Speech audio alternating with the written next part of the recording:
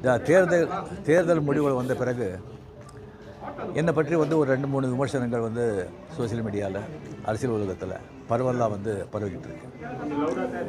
அதுக்கு வந்து நான் வந்து விடை கொடுக்கலன்னு சொன்னால் அதே வந்து உண்மை ஆகிடும் அப்படின்னு ஆகிடும்.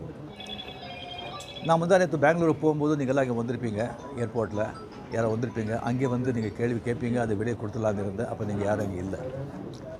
அதுக்கு அப்படியே பெங்களூர்லேருந்து திரும்பி வரும்போது கூட அங்கே மீடியா யாருமே இல்லை. அதுக்கப்புறம் 18th வந்து கேரளா வந்து ஷூட்டிங் இருந்தது சொல்லியிருந்தாங்க. அப்போ வந்து நான் விடை கொடுத்துடலாம் அப்படின்னு நினச்சேன்.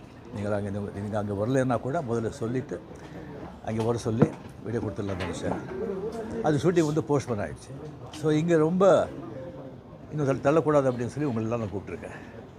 ஃபஸ்ட்டு வந்து தேர்தல் முடிவுகள் வந்த உடனே நான் வந்து ஸ்டாலின் சாரை போய் பார்த்தது. அது கொஞ்சம் விமர்சனங்கள் வந்தது. ஸ்டாலின் சார் அவர்களே என்னுடைய 38-40 ஆண்டு நண்பர். என்னுடைய நட்பு கொள்கைகள் அரசியலுக்கு அப்பாற்பட்டது. ஜனநாயகத்தில் வந்து தோல்வி வெற்றி சகஜம். இருந்தாலும் ஸ்டாலின் அவர்கள் வந்து அந்த குளத்தூரில் வந்து தோற்றது எனக்கு கொஞ்சம் சங்கடமாக இருந்தது. அதுக்காக ஒரு நண்பனுங்கிற முறையில், நட்பு முறையில் அவரை போய் நான் பார்த்தேன்.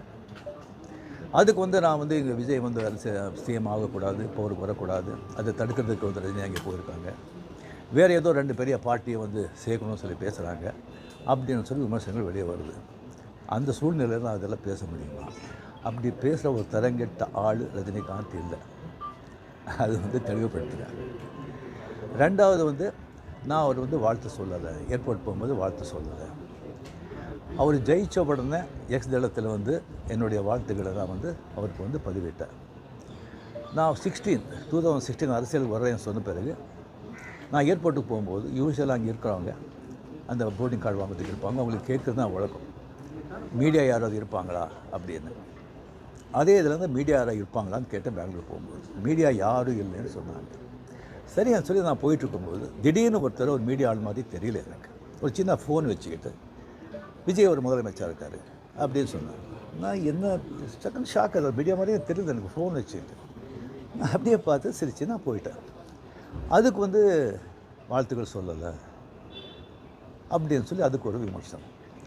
இன்னொன்று வந்து விஜய் மேலே எனக்கு பொறாமை அப்படின்னு. நான் அரசியல் வந்து இல்லை, அரசியல் நான் இல்லைன்னு சொல்லி விலகி ஆச்சு.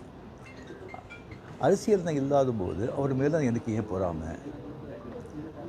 ஒருவேளை கமல்ஹாசன் ஏதாவது முதலமைச்சர் தான் எனக்கு பொறாமை வந்திருக்குமோ என்னமோ தெரியாது. அப்போ கூட வந்திருக்காது. கிடைக்காது, கிடைக்காம இருக்காது,